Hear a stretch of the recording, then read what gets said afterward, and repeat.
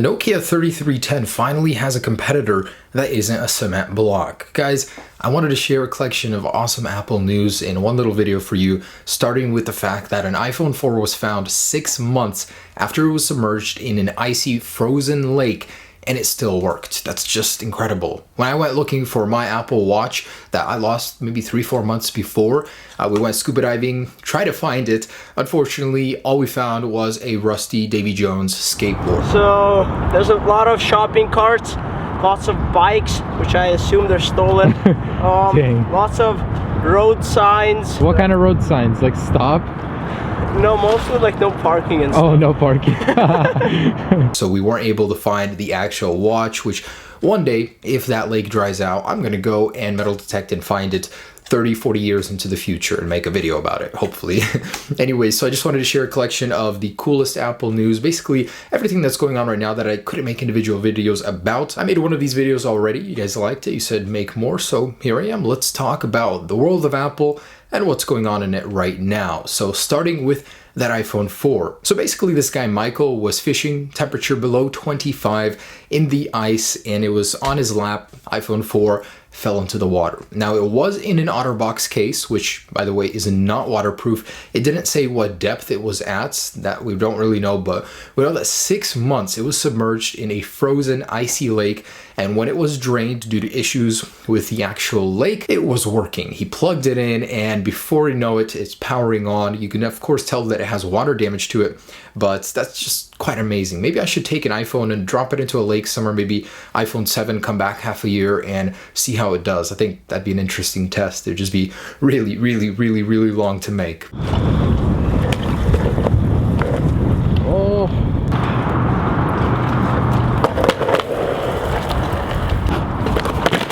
Oh, okay. No, go. So these photos surfaced just a little bit ago on the internet, an abandoned Apple store in Kuwait, and man did they grab my attention. So how often do we get a perfect time travel capsule back in time, about 10-15 years, and see Apple as a company before it got popular with the iPhone? So officially in Kuwait there's no real Apple store, it's more retailers, resellers, and this is exactly that. It's not Apple's official store, but it's themed in all of the old Apple imagery, and I gotta say it looks beautiful.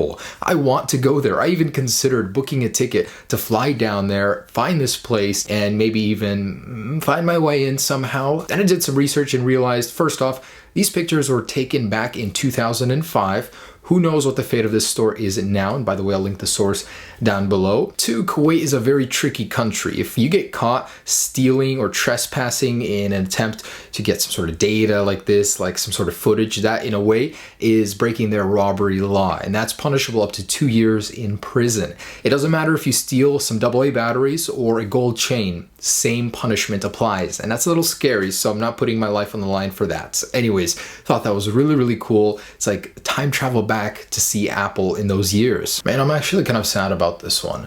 The router business from Apple is officially done for. So Apple is no longer going to be making any routers. They've officially begun dismantling their teams that support the Airport Extreme, and yeah, that's it. If you own one of these, it will probably no longer get a software update unless something is very critical, but they are officially dead and no more will be produced. And that's sad because they work so well with all Apple products. This is probably one of the most reliable routers I've ever had in my life. Before that, I was pulling my hair out with a Netgear one, and it's gonna be sad. I'm gonna have to migrate over to some third-party solution. I heard Google has some really good ones. I might check those out, but officially Apple is no longer making these, and this is joining the pile with the cinema displays, iPods, you know, everything else they haven't touched in years basically. This one is such a small little piece of news, but you guys know the new MacBook Pro with the touch bar. People got Doom running on it. I mean, there's this challenge, if you must say, about how many devices, how many screens, how many places where it doesn't belong can you stick Doom. They even got it running on a Keurig coffee machine. So many things that just are wrong, that don't belong, but they get Doom running on it. And it's obviously not looking very well. It looks flattened completely, but it works. That's the craziest part. They got it running on an Apple Watch, on the touch bar now. So yeah, I'll leave that link down below. It's really, really funny. Check it out. Now, where to even begin with this? You know how we have a bad day every once in a while, right? Apple has been having a very, very bad week, or possibly even a month. I mean, there are so many failures on their parts, so many L's with their hardware, with software, and I'm going to start with the new MacBook Pro. So 15-inch models with the AMD GPUs are experiencing screen tearing, hardware failures during intensive applications, and it's been documented extensively. It's not just one person, it's lots of people experiencing this. So if you guys have the new 15-inch MacBook Pro and you're running Adobe Premiere, a lot of the Adobe products do trigger it.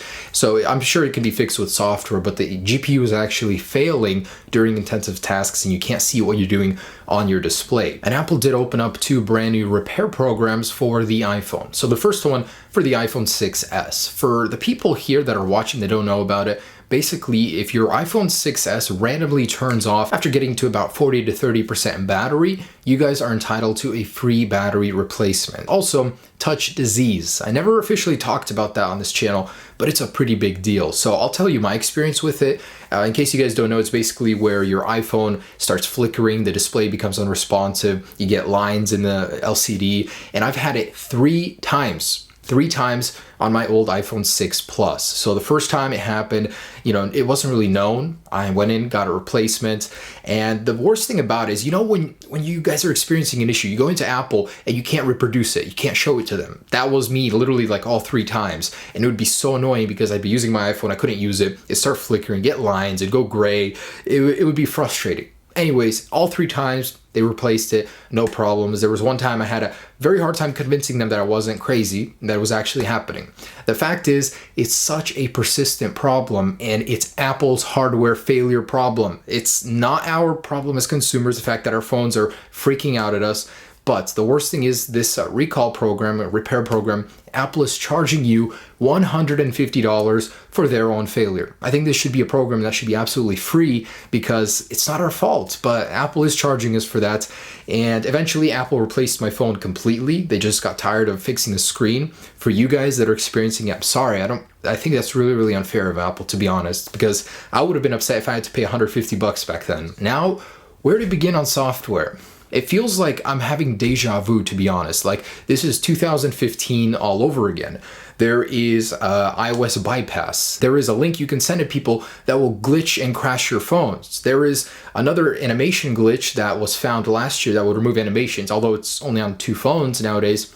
It does work. It just feels like 2015 and all the bugs we had are repeating just in different ways. And it's kind of cool. I'm not going to lie. I like it. It's just so strange to be experiencing the same thing again. Now, this one got me excited. So we have something to look forward to in December. You guys know Game Boy Advance for iOS, right? The developer Riley has teased on Twitter a new emulator he is working on called Delta, and the beta will be released in December. So in the image, you can kind of see that there is a Super Nintendo controller, Game Boy Advance, Game Boy Color, and Nintendo 64. So an all-in-one, well, almost all-in-one Nintendo emulator on iOS. I think that'll be really, really cool. Of course, we're going to have to sideload it, and I'll show you how to do that when it's out, but expect a new emulator, probably that'll run very, very well, very steadily. I don't know what changes he has. He's just teasing it, and I think it's going to be a really exciting little update. And I have been hearing so much news about the new iPads that are going to be coming out soon, so I wanted to take a moment to talk about those. There will be a new 10.5-inch iPad Pro model,